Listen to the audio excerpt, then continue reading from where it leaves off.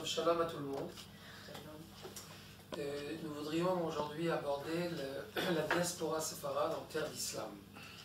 Quand on parle de la diaspora séfarade, on parle de la diaspora qui va être expulsée, les Juifs d'Espagne et du Portugal, qui vont être expulsés en 1492, le Zayn Be'av, le 7 de Av, 2 jours avant Tisha B'Av, en 1492, les Juifs du Portugal qui vont être eux expulsés en 1497, et les Juifs de Navarre qui eux vont être expulsés en 1498. C'est-à-dire que toute, pour ainsi dire, la presqu'île ibérique, c'est-à-dire toute la région ibérique va être expulsée, et les Juifs vont quitter, de force bien sûr, et ils vont aller dans plusieurs destinations. La première, la plus importante, c'est la destination musulmane, c'est-à-dire les pays musulmans. Surtout, il s'agit là de l'Afrique du Nord et de l'Empire ottoman, dont Eretz Israël, bien sûr. Eretz Israël sera, bien sûr, reprendra sa centralité, c'est-à-dire étant au sein de l'Empire ottoman, elle va reprendre la centralité de jadis. Et on en parlera parce que c'est très important, c'est un sujet très primordial. La deuxième diaspora, c'est la diaspora chrétienne, c'est-à-dire de séfarade en terre chrétienne, sur lequel je parlerai la prochaine fois. Et je parle surtout de l'Europe septentrionale, l'Italie et le monde nouveau, le nouveau monde, c'est-à-dire ce que Anthony Dvořák écrit une très belle symphonie du nouveau monde, c'est de cela qu'il s'agit, c'est-à-dire les Amériques surtout, l'Amérique du Nord, l'Amérique du Sud, vont être des destinations, surtout pour les maranes en premier lieu, et puis après plus tard ils vont se convertir, ils vont redevenir juifs au XVIIe siècle, et ça sera le sujet de la prochaine fois. Je parle surtout de la communauté d'Amsterdam, d'Hambourg et de Londres, et bien sûr New York et New Amsterdam et bien d'autres. Encore à Sao et bien d'autres. On en reparlera. Alors, les Juifs d'Espagne ont quitté essentiellement vers l'Afrique du Nord et vers l'Empire ottoman. Et ça va être en fait compte le cœur de la diaspora séfarade. Qui se dit séfarade se dit avoir une identité qui a abordé l'islam. C'est-à-dire que c'est un peu paradoxal parce que quand on parle des Juifs de séfarade, alors on a tout de suite en tête l'acquisition chrétienne, on a tout de suite en tête l'expulsion des Juifs d'Espagne, de l'Espagne catholique, Ferdinand, Isabelle, etc. Mais quand on parle des Juifs séfarades, on parle tout de suite de l'identité qui se formulait pendant les 300-400 premières années, c'est-à-dire la période musulmane, c'est-à-dire une identité qui n'est pas menacée dans son identité, c'est-à-dire que la rivalité que nous avons avec l'islam, comme disait Manitou, c'est une rivalité plutôt de statut, de Mahamad, c'est une rivalité plutôt morale. Je vais un peu plus expliquer cela, tandis que la rivalité en terre chrétienne, c'est la rivalité théologique. C'est-à-dire que tandis que les chrétiens sont considérés comme des idolâtres, c'est pourquoi nous avons une rivalité théologique, voilà qu'avec l'islam, nous n'avons pas de rivalité théologique parce que apparemment ce sont des monothéistes, bien que leur monothéisme est très partiel, parce que eux ils croient en El Yachid, unique, et tandis que nous croyons en El Echad, Yachid ou Yuchad. C'est un monothéisme comment dire, total. Et pourquoi, selon la halakha, l'islam n'est pas une idolâtrie, c'est un monothéisme. Bien que un des poskim, un des décisionnaires, a dit que l'islam est une idolâtrie parce qu'il continue avec le Even Markoulis, il continue à jeter la pierre qui serait une idolâtrie depuis très longtemps, depuis le 622, avant 622, la période de la Jahiliya, ce qu'on appelle, c'est-à-dire ils jetaient la pierre, les pierres. Aujourd'hui, ils disent qu'ils jettent la pierre les pierres vers le Satan. Mais comme je dis, un des décisionnaires aurait dit que l'islam est quand même une idolâtrie, mais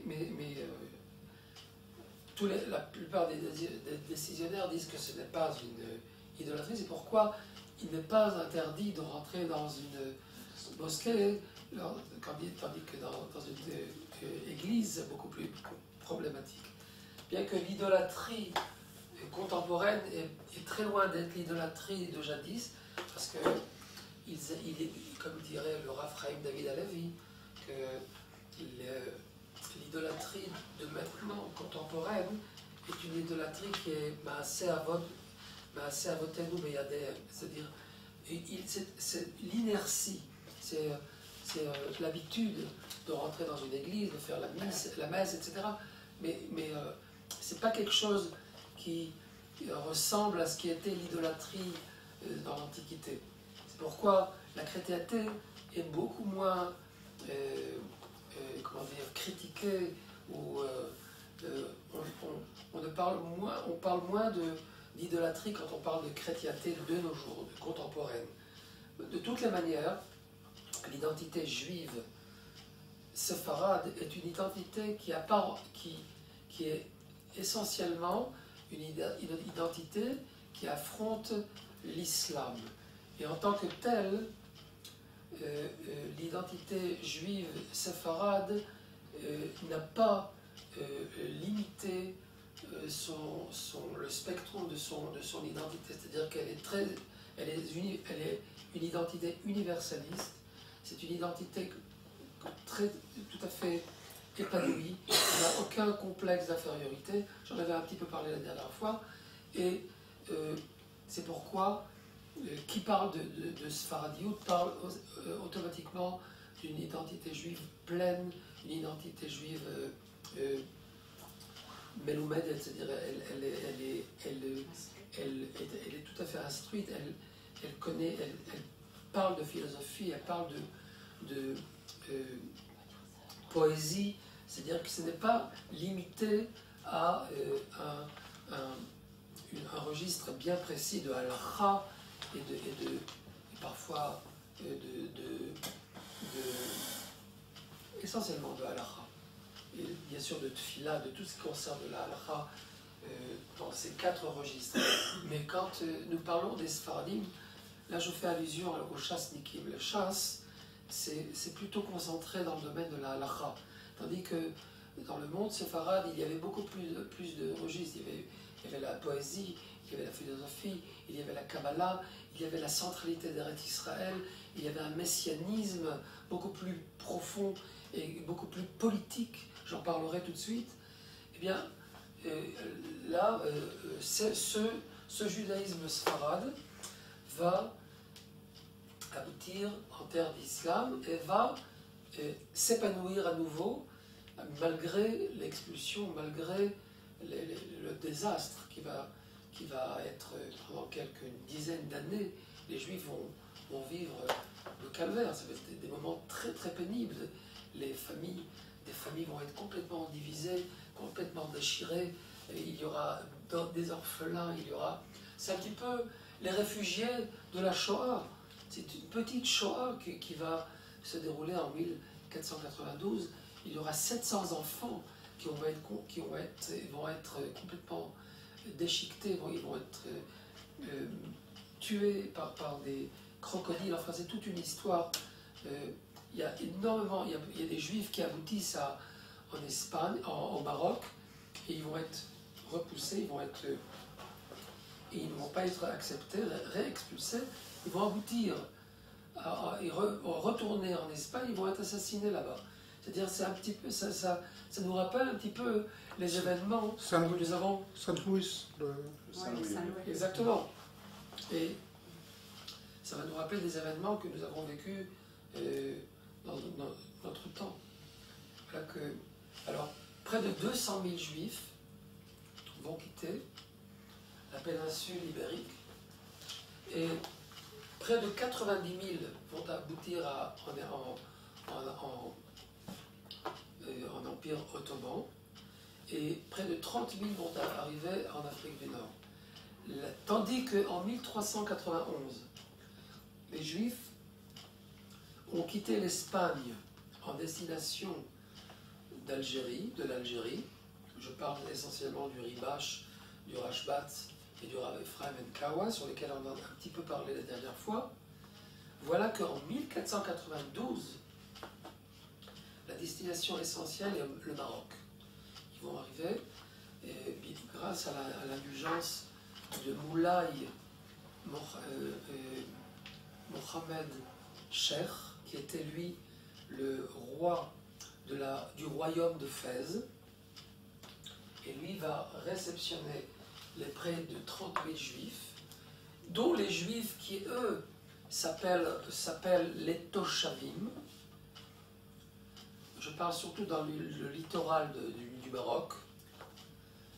Je parle de Fès, de Safi, d'Oran, Oran qui appartenait, je parle de Tlemcen.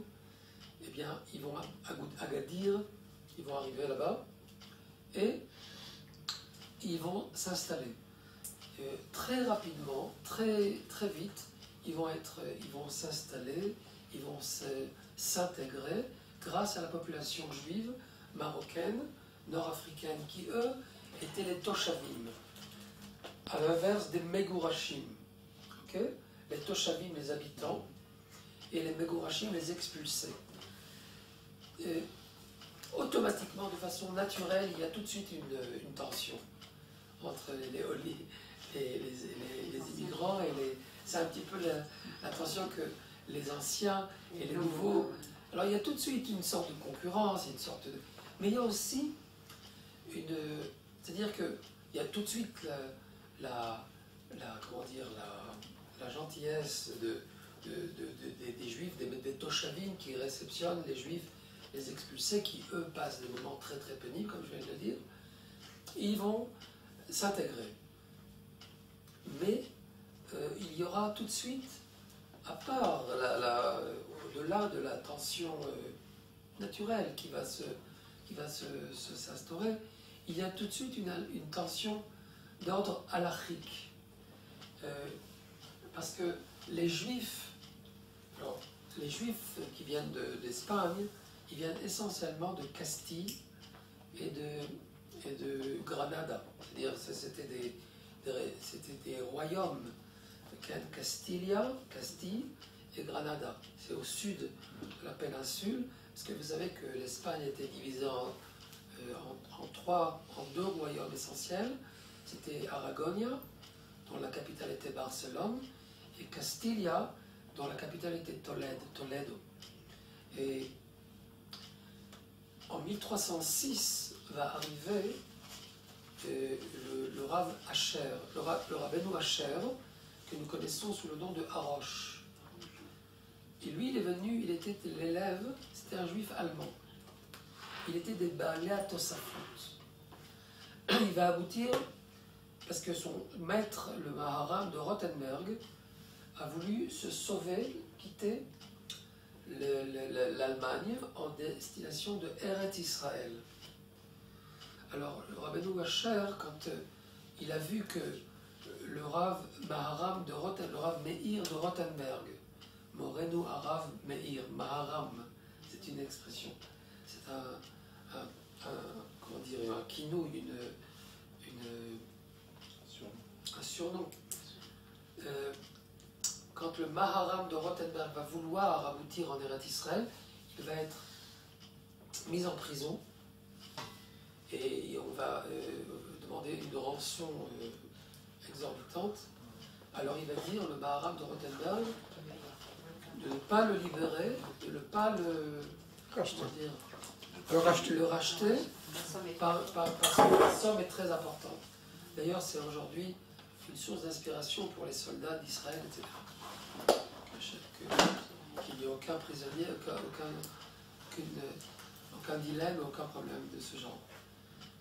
Et bien, quand le Maharam de Rothenberg, d'ailleurs il est décédé dans la prison, il a fallu même faire des pieds et des mains pour prendre sa sépulture et l'enterrer. Et ça aussi, ça a coûté de l'argent. Parce que les rois chrétiens savent qu'avec les Juifs, on peut avoir beaucoup d'argent. Et d'une manière ou d'une autre. Alors voilà que son disciple, le Arosh Rabbeinu Asher, va arriver à Barcelone. Il va rencontrer ce qu'on appelle le maître de Barcelone, qui était comment il s'appelle le Rav Shlomo ben Aderet, le Rashba, le Rav Shlomo ben Aderet, que nous connaissons sous le nom de Rashba. Eh bien, le Rav Shlomo ben Aderet va être très impressionné du Harosh, qui était un des derniers des Baalei HaTosafot. Il va être nommé le grand rabbin de Castilla, à Tolède. Alors, regardez ce qui va se passer. Regardez ce qui va se passer. Il y aura 3 rabbinim très importants en Espagne musulmane et en Espagne chrétienne. Ces 3 rabbinim vont être les 3 piliers de la halakha juive lorsque Rabbi Yosef Karo, sur lequel je m'attarderai plus tard, va décider de ce qu'on appelle le Shulchan Aruch, d'écrire le résumé de toute la halakha jusqu'à maintenant. Alors il va, je parle du XVIe siècle, il va se baser sur le Rif, qui est le Rav Yitzhak El-Fassi. Et je sais que je déçois beaucoup de gens qui, quand je leur dis que c'était pas un Marocain, c'était un Algérien, ou un Algérois, il ne faudrait pas dire. Parce qu'il y en a qui disent que les Algérois c'est des rois et les Algériens c'est des riens.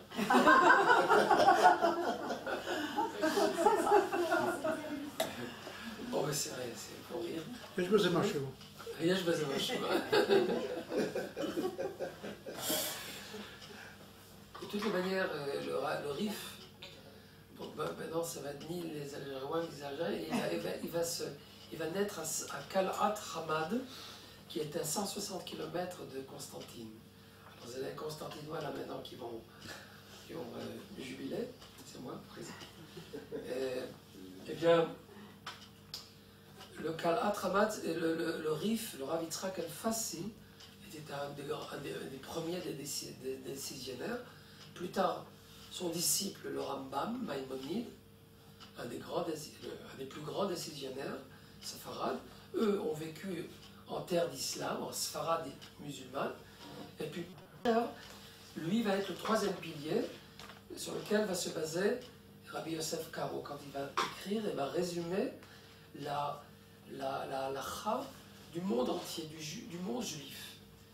Et je reviendrai sur Rabbi Yosef Karo. Pourquoi je parle de tout cela?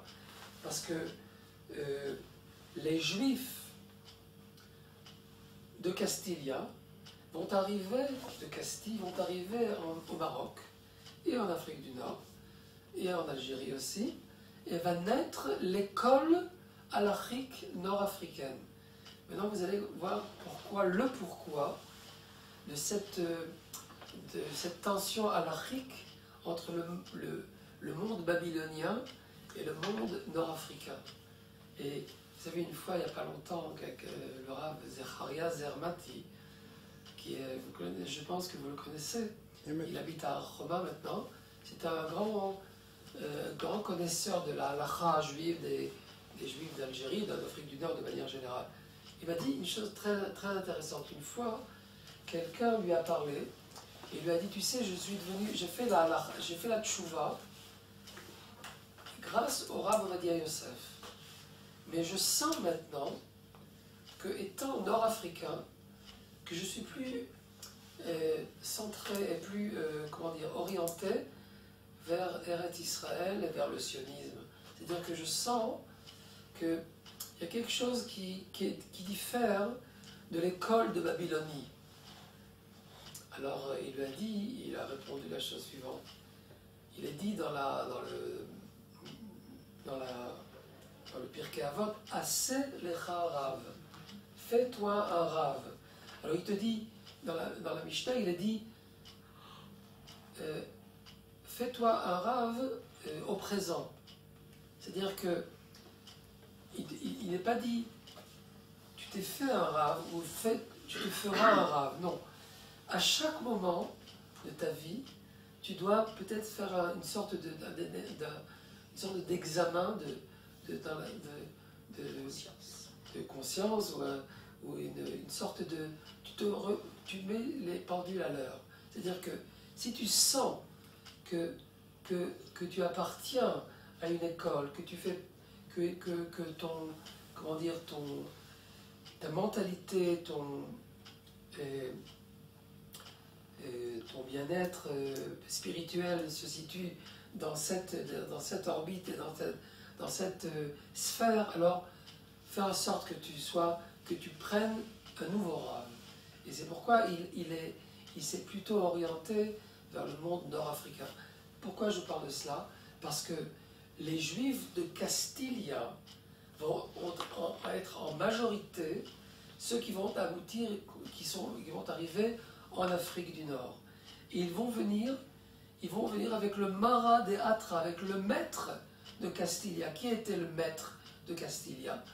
Le Rabbeinu Asher, c'est-à-dire le Harosh. Et c'est pourquoi, si vous le voyez, si vous le remarquez, les Juifs nord-africains vont avoir beaucoup de halachot et de minagim ashkenaz.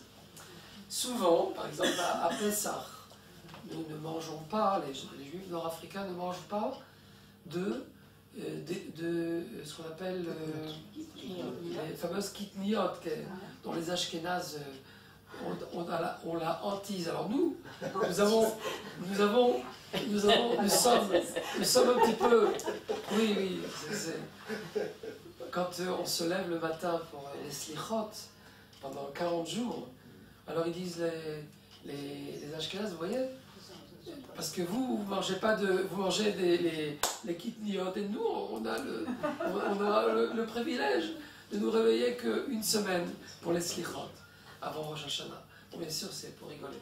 Alors, il y en a qui ne rigolent pas.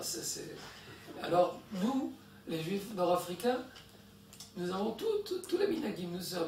Nous levons 40 jours pour les slichot et nous ne mangeons pas de kitniot sèches. Nous mangeons les kitniot vertes. Ok? Le foule. Oui, le foule, etc. Dans le fameux... Msuki. Vous savez ce que c'est le hormo? Donc on a le msuki. Hein? Le msuki chez nous. Il y a beaucoup de fèves, etc. Mais elles sont vertes. Eh bien, pourquoi? Parce que le Harosh est venu avec des minagim, avec des coutumes ashkénazes. Elles se sont instaurées et installées en Castilia. Et celles-ci se sont installées en Afrique du Nord. Mais déjà, Vous appelez les Toshavim. Oui. C'était des gens qui étaient de Korban Betrishon ou Bet-Sheni? Je pense que c'est surtout des Beit Sheni. C'est surtout des Beit Sheni, bien qu'on parle aussi de Beit Rishon. On parle. Ce serait des Bavlum. Oui. C'est comme les Bavlum. Oui, comme vous explique Manitou. Mais quand Oui, même, c'est ça. il s'agit il y a quelques légendes sur les Juifs de Djerba, comme quoi ils sont arrivés de l'époque du premier temple et non pas du second temple. Et je pense que la grande majorité des Juifs d'Afrique du Nord sont arrivés au second temple. Et ce sont des Juifs qui vont participer à la fameuse révolte de la diaspora. En 117, il y avait la révolte de Trajan, Trajanus. C'était l'empereur romain qui avait énormément fait d'ennuis aux Juifs de tout l'Empire. Et Rabbi Akiva serait venu en Afrique du Nord pour préparer la révolte qui s'appellera la révolte de Bar Kokhba. Je crois que je vous avais un petit peu dit quelque chose sur ça la dernière fois. Oui. En cyrénaïque. C'est ça, en cyrénaïque, le Rabbi Akiva serait arrivé en 117 et aurait créé une effervescence de révolte contre l'empereur Trajan, et 17 ans plus tard va éclater la révolte de Bar Kokhba en Eretz Israël. Et il y a une corrélation entre la révolte de Trajan et la révolte de Bar Kokhba en Eretz Israël, et on aurait assisté aussi à la conversion de beaucoup de ce qu'on appelle de berbères, dont la El Qaïna, qui aurait été à la tête de l'armée contre l'islam conquérant. Bon, ça c'est... En 117, il y a eu déjà Pardon, des dizaines de milliers de juifs qui ont été assassinés déjà. c'est ça. À Alexandrie, en Cyrénaïque, Exactement. il y a eu énormément de morts. Alors, Quels étaient les rapports de ces juifs qui arrivent ils arrivent en Afrique du Nord? Quels sont leurs rapports avec les musulmans? Ils sont bien accueillis? mais les musulmans, ça sera que ça sera que ça. Non, je parle de... nous sommes en 1492. C'est ça. Comment ils sont accueillis Alors ils sont bien accueillis, comme par j'ai les dit. musulmans? Oui. Je vous ai parlé de la communauté qui était là et les musulmans. Oui. Alors les musulmans, dont je l'ai dit tout à l'heure, Moulay Mohamed Cheikh, qui était le roi Qui les a fait du venir. royaume de oui. Fès, va bien les recevoir. Et d'ailleurs, il savait pourquoi il les reçoit bien. D'ailleurs, tous les empires arabes ont énormément de courtoisie pour les juifs séfarades, parce qu'ils sont connus comme étant des gens qui vont énormément faire du bien pour le royaume de l'Empire ottoman et le royaume de Fès. Les juifs espagnols sont connus comme d'excellents commerçants, d'excellents banquiers, d'excellents hommes d'affaires, de monnaie, d'argent, etc. Et c'est pourquoi ils les reçoivent de façon très courtoise, et c'est pourquoi vont faire de même les juifs, les Toshavim.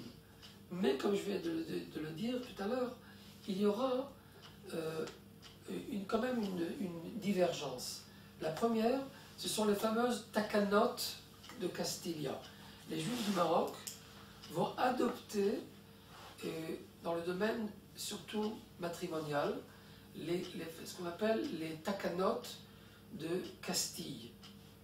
Et ça va prendre du temps, ça ne va pas être tout de suite. Les juifs les habitants, les Toshavim, ne vont pas être très contents de la ishtaltout, de la mainmise des juifs espagnols. Mais ça va être le cas. Très rapidement, ils vont s'accaparer du judaïsme nord-africain. Pour ainsi dire, les juifs nord-africains, très rapidement, vont devenir des juifs espagnols. Et bien qu'il y aura quand même quelques petites régions qui vont, elles, maintenir les coutumes précédentes et vont maintenir la halakha précédente. Mais dans la grande majorité, par exemple, si vous faites, vous allez tout de suite faire la différence entre les juifs qui habitaient dans le littoral, qui eux sont beaucoup plus européanisés, que ceux qui habitent dans le sud marocain, le fameux Tafilalet. Je parle de Baba, on a fait la Iloula du Baba Sali il y a quelques jours. On disait Baba Salé, Baba Sucré, enfin. Baba Salé, c'était une sommité, c'était un personnage très important, mais il était plutôt Mekoubal, il était très arabisé, c'est-à-dire qu'il appartenait à une région très arabe. Et c'est pourquoi,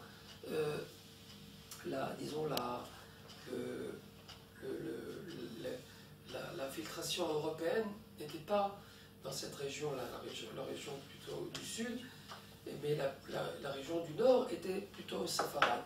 D'autant plus qu'il y avait des mouvlaon, il y avait des zones entièrement séfarades, espagnoles.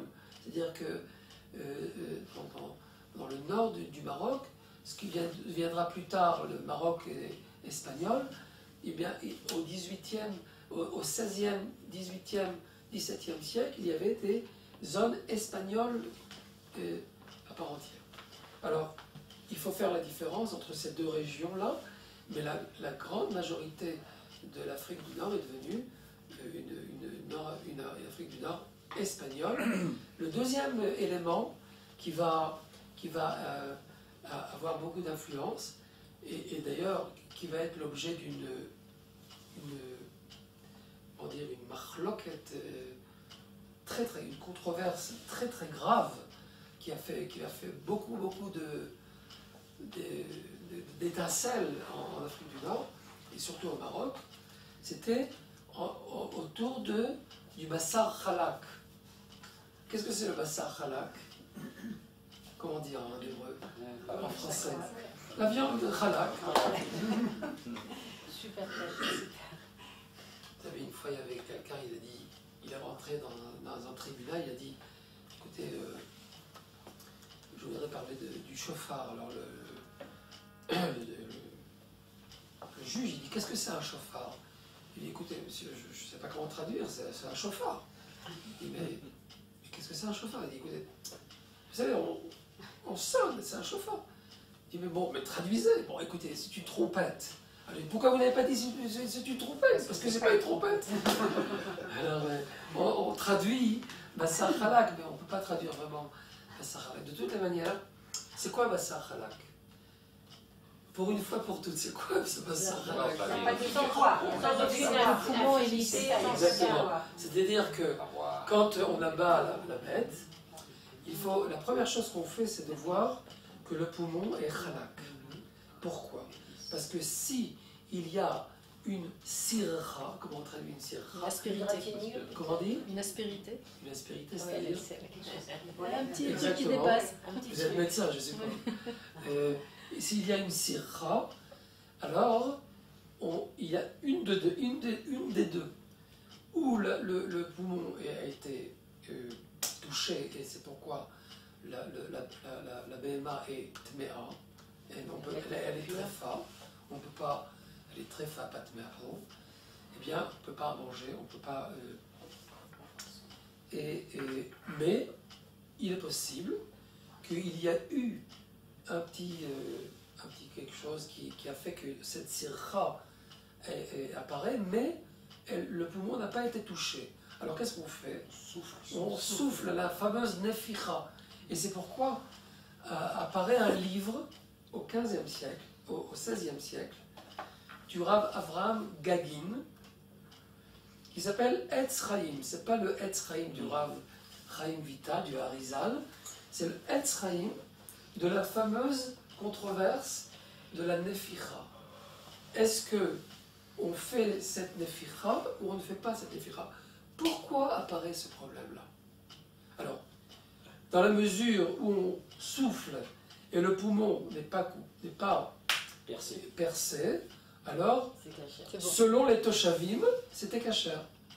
Pardon. Selon les Sfaradim, les Megurashim, c'était kasher. Mais selon les Toshavim, c'était tréfa. Pourquoi? D'après vous, quelle est la raison de cette divergence? Tout cela parce que, en terre d'islam, quand on abattait la bête, et elle avait la sirra en question, les Arabes achetaient cette viande-là. Ah, c'était pas une perte économique, c'est ça? Exactement. Tandis que les chrétiens, eux, n'avaient pas de commerce au niveau de la viande en terre chrétienne. Parce qu'eux, ils mangeaient ce qu'ils mangeaient. Ils mangeaient le porc, etc. Tandis que en terre d'islam, ils ne mangent pas de porc et ils aimaient acheter la charcuterie qui était abattue par un juif. Comme d'ailleurs les Arabes aiment bien les mohalim juifs et non pas. Je ne sais pas s'il y a des mohalim non juifs, mais enfin. Je dirais chacun. Bon. En Israël, ils préfèrent les mohalim juifs. Alors, la viande en terre chrétienne, en Espagne chrétienne, n'était pas vendue. Et c'est-à-dire qu'il y avait une perte extraordinaire. Alors, ils ont fait cette kula, quelque chose qui est beaucoup plus facile, kal, kula, et alors qui explique le pourquoi les juifs espagnols en terre d'Espagne chrétienne mangeaient, eux, la viande qui avait la sirra et c'était une viande non halak. Mais les juifs, les toshavim, eux, mangeaient la viande halak. Alors, quand les juifs séfarades arrivent en Afrique du Nord, ils vont presque obliger les juifs. Il y a eu une controverse extraordinaire, ça a pris un bon bout de temps, jusqu'à ce qu'en fin de compte, les juifs en Afrique du Nord mangent non halak. Bien que, quand on est arrivé en Israël, on a pris, Baruch Hashem, la chade du Mara de Atra, le Rabbi Yosef Karo, et bien sûr, il y a eu l'influence aussi des juifs babyloniens, de l'école babylonienne, qui, elle, étaient à part entière des juifs de terre d'islam, et eux, chez eux, la viande, halak était la viande primordiale. Bon, ceux qui sont, comment dire, cypronymes, alors ils n'ont pas du tout de problème, végétariens n'ont aucun problème, mais voilà. Bien sûr, la viande halak, c'est surtout, il s'agit de la viande rouge, et non pas de poulet, parce qu'avec les poulets, c'est beaucoup moins difficile. Enfin, c'était quand même une tension qui a fait quand même... alors, vous voyez ici, en Afrique du Nord, les Juifs d'Afrique du Nord sont devenus des Sfaradim à part entière. Bien qu'il y avait quand même quelques petites nuances, mais le monde sfarade en Afrique du Nord était un monde très sfaradi dans le sens halachique, dans le sens matrimonial, des fameuses takanot Castilla. C'est quoi? Mais c'est quoi? Les takanot Castilla, c'était des takanot qui parlaient de... je ne suis pas arabe, alors je ne voudrais pas trop rentrer dans, oui, mais dans cette... Moi, je voulais poser une question avant celle-là. Est-ce qu'à cause de la viande halak, ils ne se mariaient pas entre eux? Ah non, je ne pense pas. Non, c'est une non. question. Pour rire. Oui, mais non, mais c'est vrai que... S'ils ne mangeaient pas les uns chez les autres, voilà. Je vais vous lire quelques takanotes, la fameuse takanot Castilla, au niveau matrimonial. C'était surtout en ce qui concerne l'héritage, en ce qui concerne le divorce, en ce qui concerne la bigamie, etc. Et ils ont adopté les fameuses takanot Castilla dans ce domaine-là. Il y a un nommé Shalom Baracher qui a fait un livre entier sur cela. Et je pense que...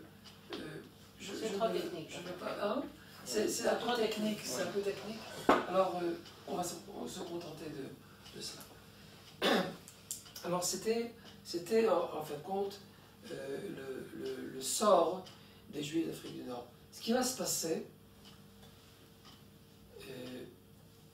en 1535, l'Afrique du Nord, en grande partie de l'Afrique du Nord,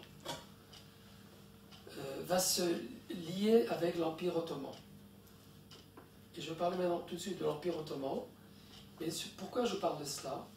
C'est parce que le Eretz Israël va faire partie de l'Empire ottoman qui va être, pour ainsi dire, tout le Moyen-Orient, c'est-à-dire l'Empire ottoman, c'était pas seulement la Turquie, c'était tout le Moyen-Orient, le Levant et Eretz Israël, et l'Égypte, la Libye, la Tunisie et l'Algérie, non pas le Maroc. Le Maroc n'a jamais fait partie de l'Empire ottoman. Il a été tout le temps, il a jamais fait partie de ce grand empire. C'était ce qu'on appelle l'État chérifien. Il faisait partie de ce qu'on appelle le royaume chérifien. C'est comme ça qu'on dit, chérifien. Eh bien, c'est une remarque très importante parce que l'Afrique du Nord va être très orientée vers Eretz Israël. Et au-delà de l'importance de Eretz Israël et de l'orientation vers Eretz Israël, il y aura la composante très importante qui s'appelle la Kabbalah. La Kabbalah du Harizal, du Rav Yitzhak Luria Ashkenazi, en 1525-35, Tzfat va devenir une ville de Kabbalah et de Halacha, mais surtout une ville dont la messianité, le messianisme va être très, très primordial. Et je vais l'expliquer. Vous savez que les Juifs d'Espagne, quand ils vont quitter l'Espagne,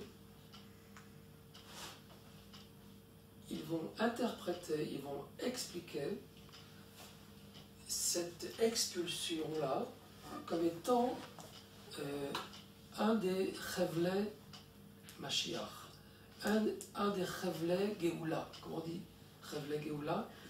Les douleurs de l'enfantement. Les douleurs de l'enfantement. D'ailleurs, le leader, Rabbi Don Yitzhak Abarbanel, le leader des expulsés d'Espagne, va écrire une trilogie que nous connaissons sous le nom de Migdol Yeshuot. La trilogie de Don Yitzhak Abarbanel est composée de 3 livres: Yeshuot Meshicho, Mariane HaYeshua et Matzmiach Yeshua. Ce sont 3 livres qui vont, en fait, compte, mais vont essentiellement traiter de la Géoula et de la rédemption et de la Yeshua. C'est vrai que Don Yitzhak Abarbanel n'est pas monté en Israël, il est décédé en Italie, mais il met l'accent sur la dimension messianique du judaïsme séfarade. Et il faut le dire tout de suite. Vous savez que quand la décision d'expulser les Juifs d'Espagne est prise le 5 Iyar 1492, ce n'est pas une date qui est par hasard. Quand les Juifs sont expulsés le Zayin Be'av, Tisha Be'av, vous savez que est considéré comme un jour de fête. C'est vrai, le premier temple et le second temple ont été détruits le 9 du mois de Av, mais le jour de Av, de Tisha B'Av, on ne fait pas de Tachanoun, parce que selon la Megillat Echa, on dit qu'il s'appelle Kara Alay Moed. Le jour de 9 Av est considéré comme le jour d'une fête qui sera pas obligatoirement à la fin des temps, parce qu'il y avait une question. Vous savez que je vais tout de suite parler de Shabtai Tzvi, et je vais parler de la grande crise messianique de Shabtai Tzvi. Eh bien, lui, il va annuler Tisha B'Av. Pourquoi? Parce que quand les temps messianiques arrivent, alors on pense on envisage d'annuler les jeûnes, les 4 jeûnes qui sont liés à la destruction du temple et la désolation de Tzion. Alors, au point où, en 1949, 2 rabbinim, en 1949, le lendemain de la guerre d'indépendance, le Rav Sedefred Shralini de Constantine et le Rav de Rav d'Istanbul vont écrire 2 lettres au Rav Uziel. Ils vont lui demander est-ce qu'on doit annuler les 4 jeûnes, dont Tisha B'Av. Le Rav Uziel va vite répondre non. Pourquoi? Pourquoi vous rigolez? Ça aurait été bien qu'il annule. Comment? Ça aurait été bien qu'il annule. Oui. Non, parce que c'est pour quelque chose. Alors, C'était quelque chose. donc, le Rav Uziel va dire oui, c'était à juste raison, la question se posait.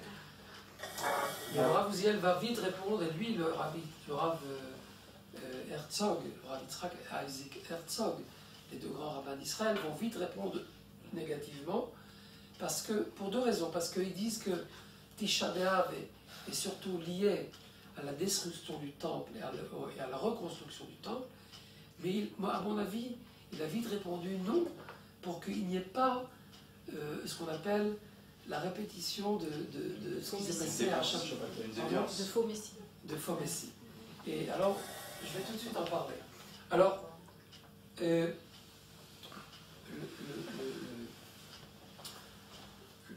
messianisme va être très retentissant. Pourquoi? Parce que et à Eibeyar, il y a la décision d'expulser les Juifs, et à Tisha B'Av, on va ainsi dire, ils sont expulsés, et il y aura une date assez révélatrice. Pourquoi? Parce que Resh 1492 est égal à He Alafim Resh Nun Bet. Resh Nun Bet, c'est la date hébraïque, n'est-ce pas? He Alafim Resh Nun Bet, c'est équivalent à 2 choses. L'une, Mézaré Israël Yekaptsenu, dans la prophétie hébraïque, il est dit que Dieu, Yekaptsenu, celui qui disperse Israël, va les rassembler. Mézaré, c'est Resh Nun Bet. C'est la gematria de Resh Nun Bet. C'est Mézaré, pas Mézarez. Mézaré, les arotes. Les arotes, ça veut dire disperser. Ok? Celui qui. Comment dire? Crée la diaspora juive. C'est Hachem qui a dispersé les Juifs, va les rassembler à nouveau. Et Resh Nun Bet, la gematria de Resh Nun Bet, c'est Mézaré. Alors les Juifs ont dit, voilà, celui qui a dispersé les Juifs, Mézaré, c'est le moment de les rassembler, Resh Nun Bet. Et la deuxième interprétation, c'est celle de la date. Pourquoi? Parce que Resh Nun Bet, qu'est-ce que c'est Resh? C'est 200. Nun, 50. Bet, c'est 2. N'est-ce pas? Alors, en l'année 5252 de la création du monde, les Juifs ont été expulsés. Qu'est-ce que c'est Resh Nun Bet? C'est quand, dans la Kabbalah, nous faisons la parallèle entre les 6000 ans avec 6 jours, n'est-ce pas? Alors, la dernière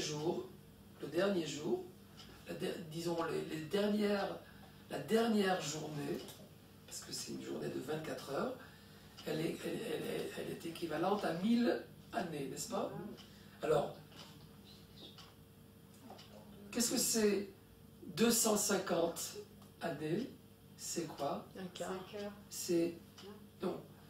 252. Si la Yemama, la journée de 24 heures, elle est parallèle à 1000 ans, alors 250, c'est quoi? Le midi. 500, c'est la nuit. 3 heures. 500, c'est le jour, n'est-ce pas? Alors, c'est quoi? C'est minuit. C'est minuit. 250, l'année 250, c'est minuit. Et qu'est-ce qui se passe à minuit? Le jour. Le jour commence à se lever. Mais pas chez les Juifs. Bien sûr, non. On se lève. Non, chez les Juifs. Chez les Juifs. Le jour commence la veille au soir. C'est vrai, mais pourquoi on fait Tikkun Chatzot? Pourquoi on a l'habitude de faire Tikkun Rachel et Tikkun Léa, Dafka Tikkun Chatzot? Parce qu'après minuit, la moitié de la nuit commence pas le crépuscule, parce que pas le Hayelet Hashachar, le Hamoud Hashachar, ça sera quelques heures plus tard. Mais je me rappelle, il y avait une très belle histoire de Manitou, il a dit qu'une fois, une chauve-souris s'est prise pour un oiseau, et la chauve-souris, elle ne voit jamais le jour, parce qu'elle est tout le temps enfouie dans sa mer, dans sa cave. Alors Manitou il dit que il y a des chauves-souris qui se prennent pour des oiseaux qui eux voient le comment on dit le coq. Oui, le coq. Et la chauve-souris se prend pour un coq qui lui voit le lever du soleil et il dit que c'est ça un petit peu la chrétienté. Ils se prennent pour des juifs et ils parlent de la messianité quand ils ne savent pas de quoi ils parlent. Ils ne voient jamais le jour et se lever. Ce que je veux dire par là, c'est que en 252 de la date hébraïque, c'est le début du Shachar, du Hamoud HaShachar. Ça commence. Alors, les Mekoubalim, eux, vont voir en cette date-là une date révélatrice. C'est comme, par exemple, les Mekoubalim vont voir en la date de 1648 une date aussi qui a une symbolique. Par exemple, ils vont voir en la date 1840 une date aussi symbolique. C'est Thor, Kol Thor Nishma B'Artzenu. Il y en a qui verront en l'année 1882 une date aussi symbolique. Pourquoi? Parce qu'il est dit dans Shir HaShirim, et elle Bet Amar. Bet Amar, ça veut dire Tafresh Membet, c'est 1882. Et elle je montrerai en 1842. Kol Thor Nishma B'Artzenu. La voix de l'oiseau. Tourterelle. La tourterelle est entendue, c'est-à-dire que c'est le moment. Ça va être le titre de beaucoup de livres qui parlent de la rédemption. Tout cela pour vous dire que les Mekoubalim vont voir en cette expulsion une date symbolique qui est significative, qui est révélatrice, qui précède un moment. C'est vrai, c'est des moments très pénibles, mais c'est des moments qui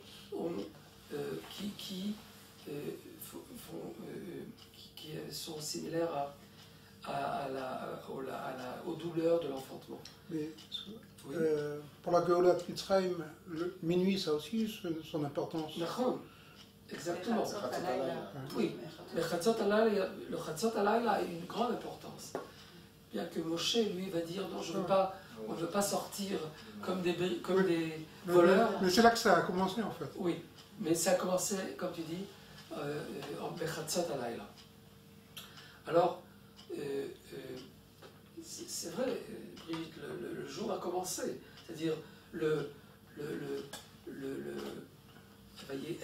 Boker a commencé, mais la levée du jour commence Bechatzot Halayla. Alors, les Mekoubalim vont voir en cet événement-là un événement plein de symboles et plein de symbolique. Alors, qu'est-ce qui se passe à ce moment-là? Quand ils arrivent en Eretz Israël,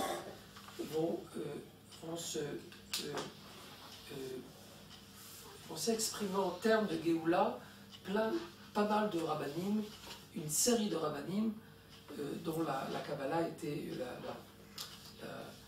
la force qui a été le motif et la motivation de ce qui se passait à ce moment-là. avant de parler des Juifs d'Eretz Israël, je voudrais parler quand même des Juifs de l'Empire ottoman. Les Juifs de l'Empire ottoman arrivent grâce aussi à la courtoisie de Bayazid II. Bayazid II va le recevoir en 1492. Ce n'était pas encore Suleiman le Magnifique. Il se croyait magnifique. Suleiman le Magnifique, lui, va agir avec beaucoup de courtoisie pour une autre personne qui s'appelle Dona Gracia Mendes. Lui a été l'empereur, le sultan ottoman, qui va aussi recevoir Dona Gracia. Mais Bayazid II, lui, va recevoir les 90 000 juifs, il était très content de le recevoir, comme je vous l'ai dit tout à l'heure, comme en Afrique du Nord et dans l'Empire ottoman, les juifs espagnols étaient connus comme des juifs qui allaient contribuer à l'effervescence économique et surtout économique en Empire ottoman. Et c'est pourquoi Eliaou Kapsali a fait énormément d'efforts pour convaincre Bayazid II pour recevoir les Juifs. Les Juifs s'installent essentiellement dans 3 villes, mais bien sûr ils vont être aussi dans plusieurs des villes en Empire ottoman. Je parle surtout de Istanbul, Constantinople, je parle de Izmir, Smyrne, et je parle de Salonique. Eh bien, Thessaloniki, à vrai dire, comme ça doit se dire. Enfin bon, eh bien, les Juifs vont s'installer là-bas et vont agir différemment de ce qui s'est passé en Afrique du Nord. Parce que les Toshavim là-bas, ils s'appelaient les Moustar Abim et ils s'appelaient les Romaniotim. Ceux qui étaient les communautés anciennes en Empire ottoman, ils s'appelaient, dans la partie occidentale, ils s'appelaient Romaniotim, parce que ça faisait allusion à Rome, à la partie chrétienne occidentale, et tandis que ceux qui étaient dans la partie orientale, ils s'appelaient des Mustarabim, parce que c'était un petit peu ceux qui ressemblaient à des Arabes. C'est-à-dire il y a eu pas mal de Juifs qui habitaient ici. Je ne sais pas si vous avez entendu parler de la famille Zainati. À Sfat, à Pkin. Pas Pékin, Pkin. Parce qu'une fois, oui, je rigole.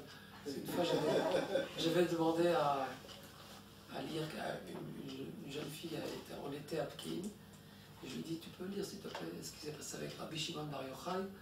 Alors il dit oui, et il se sauva à Pékin. Rabbi Shimon Bar Yochai s'était sauvé à Pkin. Bon. Eh bien, il y avait une famille à Pkin, la famille Zainati, comme bien d'autres. C'était des Moustarabim depuis, selon des historiens, depuis Rabbi Shimon Bar Yochai, ils étaient à Pkin, et selon d'autres historiens, c'était à partir du XVIe siècle seulement. C'était des Juifs qui, eux, n'ont jamais quitté la terre d'Israël. Eh bien, et la région orientale du Mashrek. Eh bien, quand ces Megurashim rencontrent les Romaniotim et les Mustarabim, eh bien, il y aura là-bas des divergences de minag, il y aura des divergences, et à l'inverse de ce qui se passe au Maroc, en Afrique du Nord, où les Sfaradim s'accaparent, où ils deviennent, disons,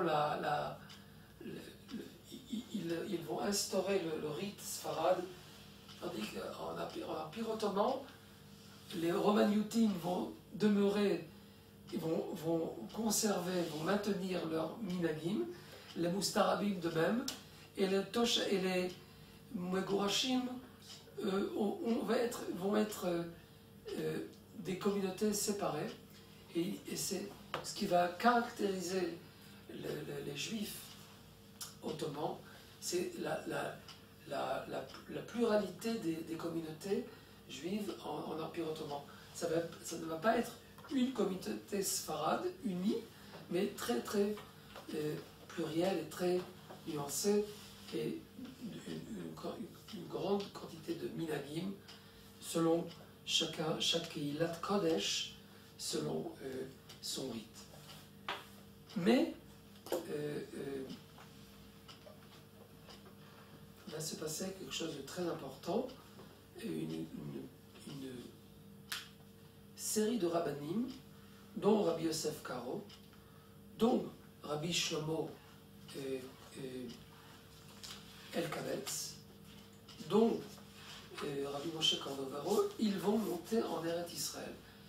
Il y a une légende très répandue, comme quoi en plein l'El Shavuot, Rabbi Yosef Karo et Rabbi Shlomo Elkabetz entendent une voix, la voix du Maguid, le fameux Maguid. Vous savez que Rabbi Yosef Karo n'était pas seulement un grand décisionnaire, qui va écrire en fin de compte le Shulchan Aruch, c'était aussi un grand Mekoubal, et il a écrit un livre qui s'appelle Maguid Meisharim.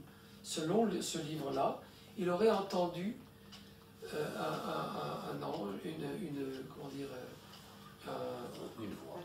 une bat kol qui sortait de sa propre gorge, et il entendait. C'est marrant parce que là, tout d'un coup, là, je fais un rapport avec quelque chose qui me préoccupe ces derniers temps. Eh bien, il entendait une voix qui s'appelle un Maguid. Il va écrire tout ce que cette voix angélique lui dit. Il va écrire un livre qui s'appelle Maguid Meisharim. Selon cette chose-là, dans le Shla Kadosh, le Rav Yishayahu Horowitz, qui a écrit un livre qui s'appelle Shnei Luchot Abrit, mentionne cet épisode-là qui se passe en plein Shavuot, l'El Shavuot. Eh bien, cette voix-là dit, maintenant le moment est arrivé de monter en Eretz Israël. Et cet événement-là va se conjuguer avec un autre événement, pas moins dramatique, qui va pousser le Rav Yosef Karo à monter en Eretz Israël. Cet événement-là est lié à l'ère messianique que nous vivons au XVIe siècle. Il s'agit, ni plus ni moins, de deux personnages. L'un, il s'appelle David Areuveni, l'autre s'appelle Shlomo Molcho. Alors, je vais maintenant je vais vous raconter une petite histoire qui va lier tous les quatre coins de la diaspora séfarade. Il s'agit de David Areuveni. C'est une histoire un petit peu compliquée, mais quand je vais raconter... Pardon ? Elle est incroyable, cette histoire. Elle est incroyable. Quand je vais vous raconter cette histoire-là, je vais vous parler de toutes les composantes de l'idée messianique. David Areuveni viendrait certainement de l'Éthiopie. Ça va être un petit bonhomme, très impressionnant. Il va arriver au Vatican.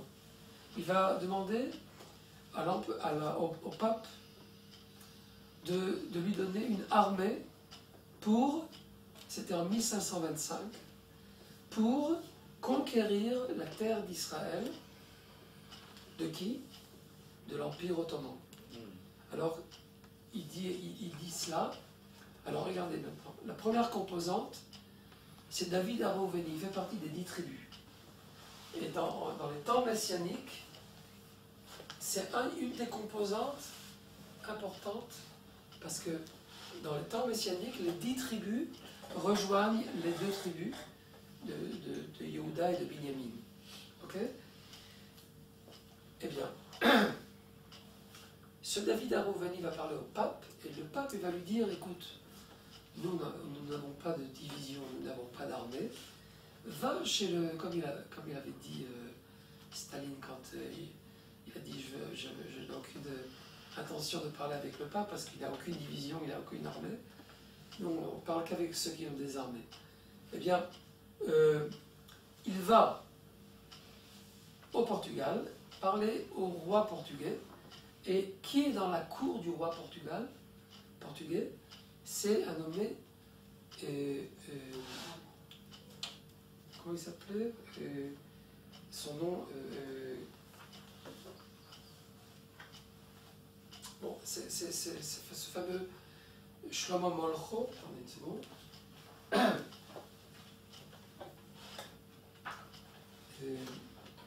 Il avait un nom hébraïque, un nom chrétien. C'était un Maran. Il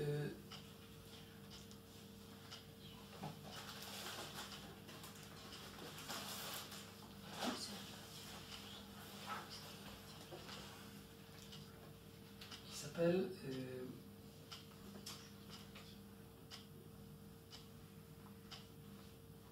Diego Fires. Diego Fires était un maran, un converti à la chrétienté, mais il commençait déjà à se réintéresser à son identité juive. Alors voilà que Diego Fires va voir ce David Areuvani, il va être époustouflé avec quelle candeur, avec quelle assurance il va parler avec le roi. Quoi, un juif parle de la conquête d'Eretz Israël, c'est quelque chose d'invraisemblable. Il va décider de se convertir, de revenir au judaïsme. Il demande à David Areuvani d'aider à lui faire la Brit Mila. Et voilà que il va refuser David Areuvani, il va se lui faire à lui-même, à soi-même la Brit Mila. Et il va être très très malade, il va avoir une fièvre terrible, Diego Fires, il va devenir Shlomo Molcho, il va écrire un livre, il va écrire plusieurs livres, c'est quelque chose, une personnalité vraiment très importante. Et les deux, David Areuvani, vont parcourir le monde entier, ils vont arriver en Eretz Israël. Shlomo Molcho va tomber amoureux d'une juive à Tzfat. Il y a la fameuse légende à sa femme: je me suis amouraché de toi pour 3 raisons. Parce que tu as des yeux bleus, parce qu'à Tzfat il y avait le ciel bleu, et il y avait la fameuse couleur bleu ciel. Vous savez que, je ne sais pas si vous avez remarqué, les murs de Tzfat sont bleu ciel.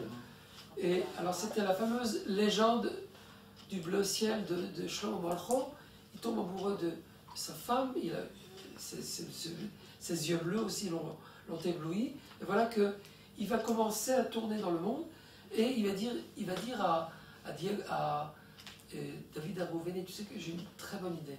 Nous allons voir Charles Quint.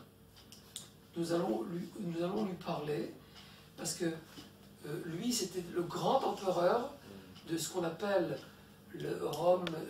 l'Empire romain chrétien, et il était aussi l'empereur, il était le petit-fils de Ferdinand et de Isabelle.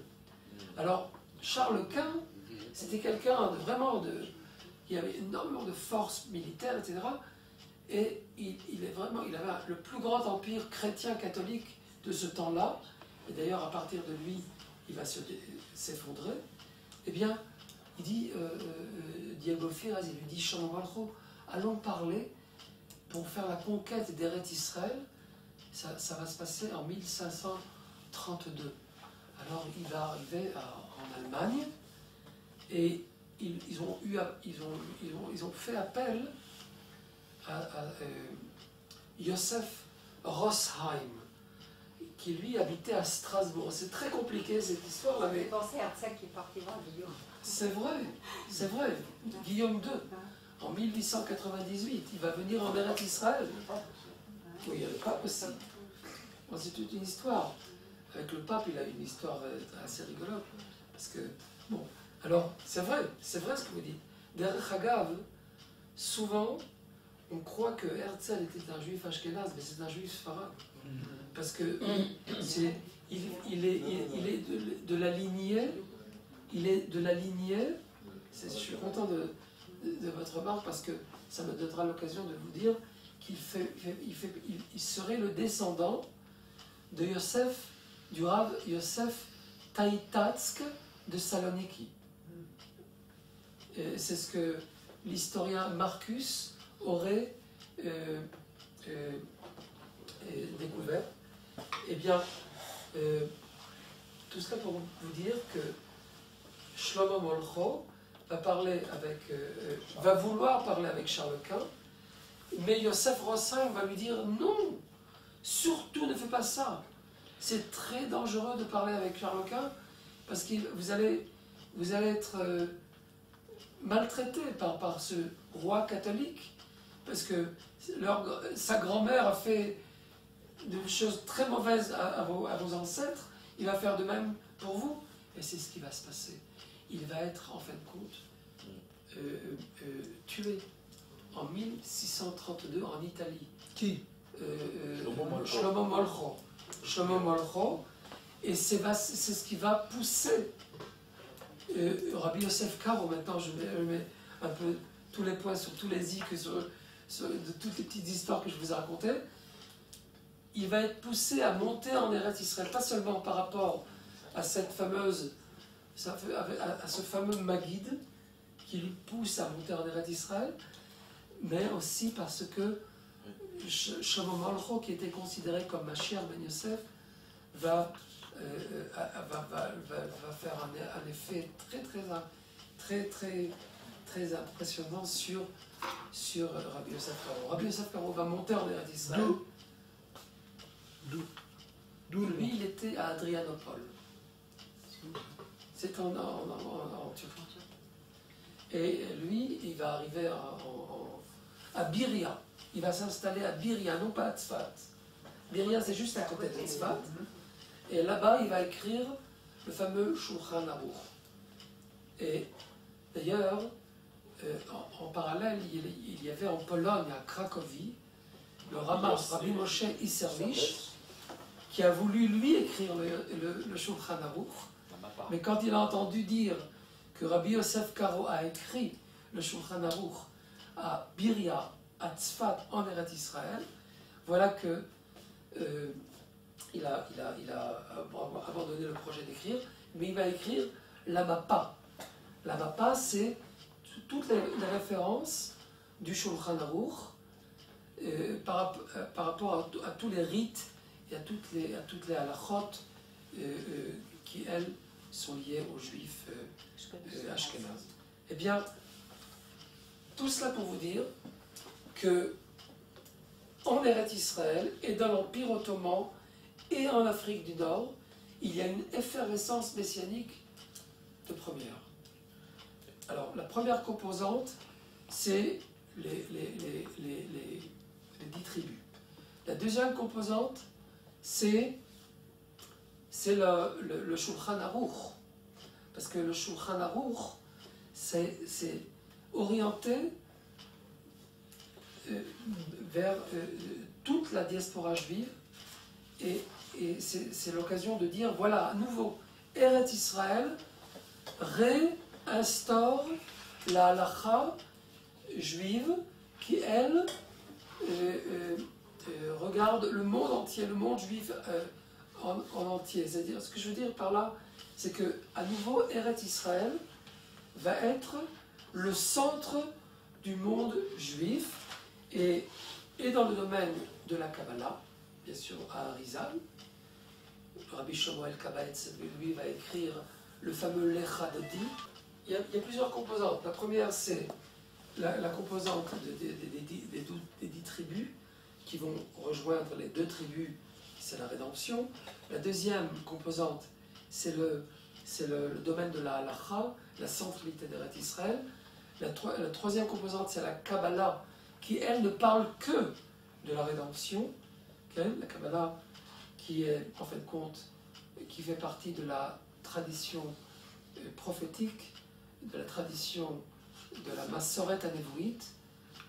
La quatrième composante, c'est la volonté du Rav Levi, du Rav Yaakov Beirav, de réinstaurer la Sanhedrin à Tzfat, en Eretz Israël, c'est-à-dire pourquoi il a voulu réinstaurer la Sanhedrin, c'est parce que il a voulu réinstaurer la punition de ce qu'on appelle Malkot. Vous savez qu'afin comment dire, de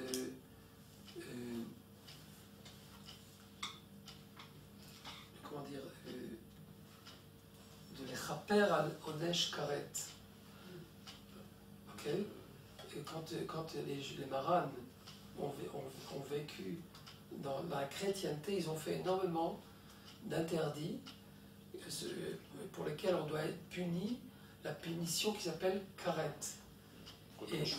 C'est-à-dire de retranchement, une fois j'ai dit être écarté, écarté de la collectivité d'Israël.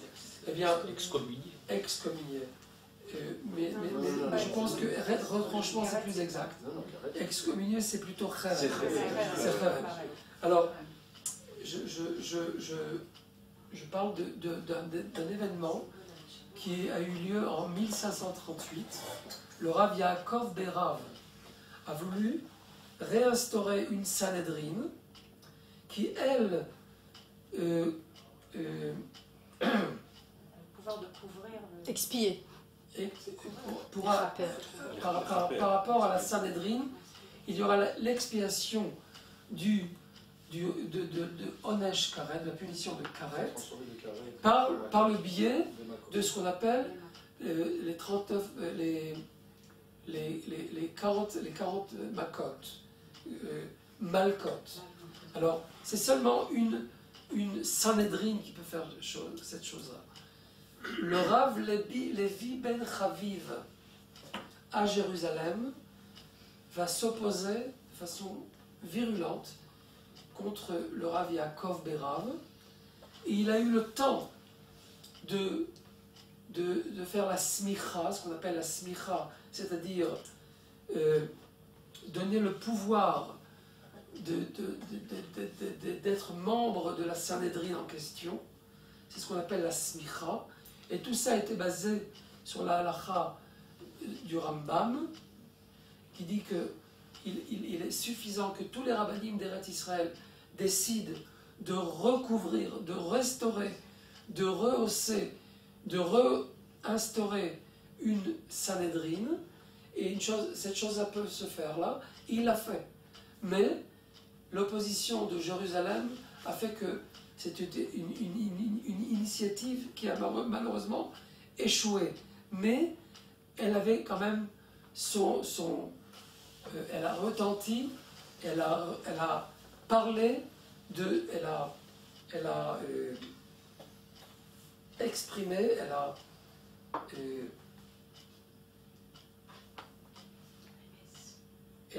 fait partie de cette renaissance-là qui se faisait en Eretz Israël, la composante de ce qu'on appelle de la messianité, c'est la Sanhedrin. Il y a une autre composante qui n'est pas moins importante. Dona Gratia et son neveu Don Yosef Nassi, lui, elle s'est occupée de l'établissement d'agglomérations juives en Eretz Israël, dont le renouvellement de la ville qui était Tibériade. En 1560, elle va réinstaurer, elle va renouveler l'agglomération juive à Tibériade. C'était un événement majeur, et par ce biais-là, Don Yosef Nassi et Dona Gracia ont permis la aliyah de quelques centaines de juifs, surtout d'Italie, mais pas seulement d'Italie. Alors, vous voyez, ici, il y a plusieurs composantes sont les composantes de la messianité. Regardez, la messianité est une messianité tout à fait terre à terre, tout à fait terrestre. Ce qui va se passer en 1666, 100 ans plus tard, c'est le désastre, c'est le drame du faux Messie Shabtai Tzvi. Qu'est-ce qui va se passer en 1666? Un drame va se passer. C'est que Shabtai Tzvi va se prendre pour le roi Messie en 1666, c'est-à-dire ça commence en 1656, 55. Il y a eu tout un processus qui a fait que Shabtai Tzvi va être considéré comme le Messie, le roi Messie. Et il a eu le soutien de Nathan Ashkenazi, De Gaza. qui était de Gaza, qui était le grand rabbin de Gaza. Et voilà que ce Shabtai Tzvi qui avait étudié la Kabbalah va complètement perdre le nord et il va commencer à se prendre pour le roi Messie. On va l'envoyer pour récolter de l'argent de l'Égypte. Il va passer par Gaza et là-bas il rencontre Nathan Azati. Ce Nathan Azati va être très impressionné de Shabtai Tzvi et il va, à son retour d'Égypte, va le nommer roi Messie, Melech HaMashiach. En l'espace de très rapidement, le monde juif va être ébloui de sa messianité et ils vont le monde Ashkenaz et le monde Sfarad va le prendre pour le roi Messie. C'est quand même extraordinaire que sans téléphone, sans avion, sans rien du tout. Exactement. Il y a eu une communication mondiale entre les communautés juives. Quand on parle de Rabbi Moshe Isserles et du Rabbi Yosef Karo, ils sont quand même à des milliers de kilomètres. Et l'information passe, et les choses passent. C'est grâce Il y a aussi la catastrophe de Chmielewski aussi. D'accord. Qui a créé aussi. C'était à l'origine de la messianité. bien sûr. Comment Mais- ça passe, hein? Mais c'est ça, c'est grâce à l'imprimerie.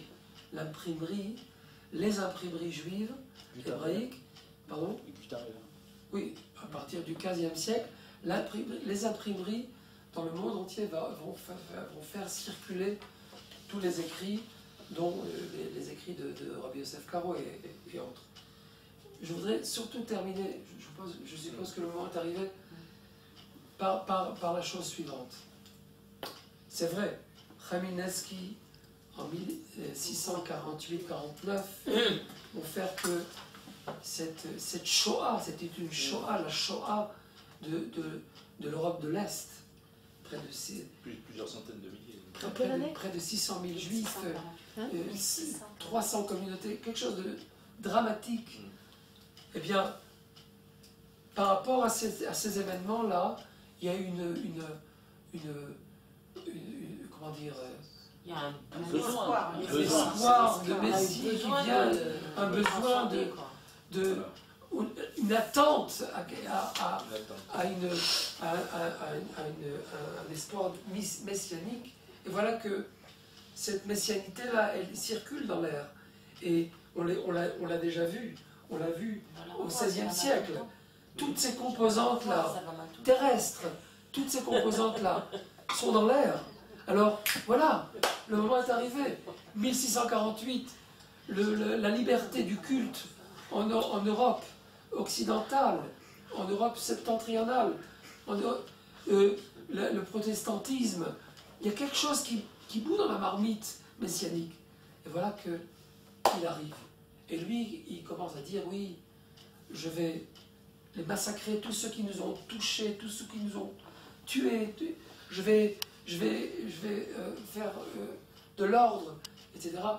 Et voilà que il se marie avec une prostituée, il se marie avec le Sefer Torah, avec un Sefer Torah, il va abolir les jeunes, il va, revenant d'Égypte, monter sur un cheval. Selon la dimitude, il était interdit de monter sur un cheval en terre d'islam, et voilà, sur un cheval blanc, il va contourner le mont des Oliviers et le mont du Temple 7 fois, il va vouloir monter sur le mont du Temple, des choses invraisemblables. Et voilà, il les fait, Alors, c'est vrai, c'est le roi Messie. Il y a une fièvre messianique extraordinaire. Et voilà qu'à un moment donné, bon, et c'est un homme qui n'est pas assez équilibré, il est tout à fait déséquilibré. Il a une mégalomanie extraordinaire, parce que le monde entier vient le consulter, vient à un moment donné, il va à Istanbul, et il va dire, voilà, je suis venu pour vous dire que, monsieur le sultan, c'est pas vous le vrai sultan, c'est moi. Je suis le roi Messie. Alors bien sûr, comme Jésus, Rome l'a mis tout de suite de côté parce qu'il se prenait pour le roi. La même chose, Shabtai Tzvi. Voilà qu'on le met en tôle, mais cette tôle-là devient une tôle royaume, comment dire, comment dire, c'est-à-dire que cette prison-là, c'est une prison d'or, parce qu'on lui permet de recevoir des dizaines de mishlachot et de délégations. Et voilà que c'est la prophétie qui se confirme, c'est-à-dire on voit que certes, c'est vrai, c'est le roi Messie. Et commence à un moment donné, la crise commence parce que un de ses bons amis, un de ses meilleurs amis, commence à avoir des doutes. Est-ce que c'est vraiment le roi Messie? Et à un moment donné, quand on voit que ce roi Messie devient vraiment une personnalité trop encombrante et trop tout se confirme, etc. Alors on lui demande, on l'oblige à se convertir. On lui dit maintenant tu dois te convertir à l'islam. Et il craque. Il n'a pas la colonne vertébrale pour maintenir sa messianité. Il craque. Il se convertit à l'islam. Alors à ce moment-là, c'est la crise dans le monde entier. Je voudrais quand même rappeler une personnalité importante, le Rabbi Yaakov Sasportas, qui lui était le seul, c'est un Algérien, de Tlemcen. Il est passé pas un Algérois, un Algérien. Il est passé de Tlemcen, il est parti au Maroc. Du Maroc, il est arrivé à Hambourg. Et de Hambourg, il est arrivé à Amsterdam, à Londres. Et c'est un homme assez extraordinaire. Par rapport à le Rabbi Yaakov Sasportas, il a écrit un livre qui s'appelle Tzitzat Novel Tzvi, dans lequel il dit non, Shabtai Tzvi n'est pas le roi Messie. Il ne peut pas être le roi Messie. Il fait des choses tout à fait accablantes qui ne peuvent pas aller de pair avec sa messianité. C'était le seul avant qu'il se convertisse. D'ailleurs, on va le critiquer. Pour qui tu te prends? Regarde, le monde entier fait la tchouva. Il y a des gens en Allemagne qui ne vendent même pas, ils donnent leur maison pour monter en Eretz Israël. Des choses invraisemblables. Et puis voilà que la grande crise apparaît. Et voilà, et je peux dire que c'est le tournant dans l'histoire d'Israël. Et peut-être que je commencerai avec cette chose-là la prochaine fois.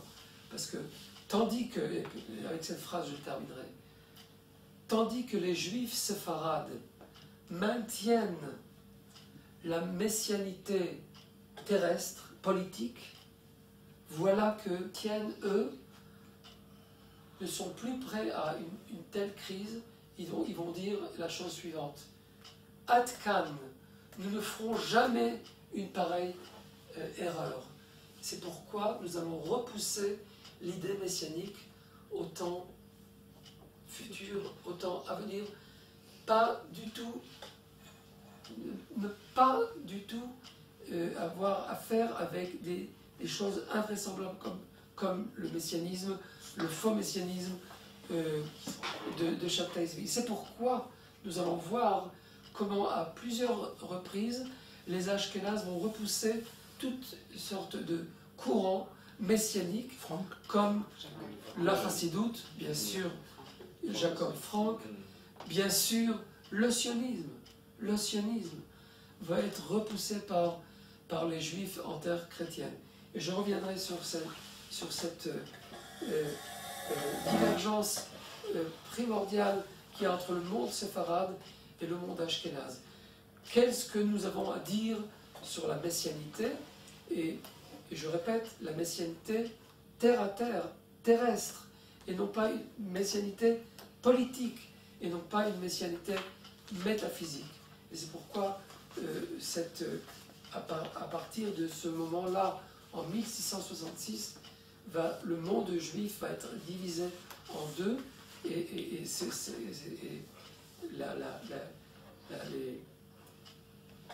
comment dire, les conséquences de ce faux messianisme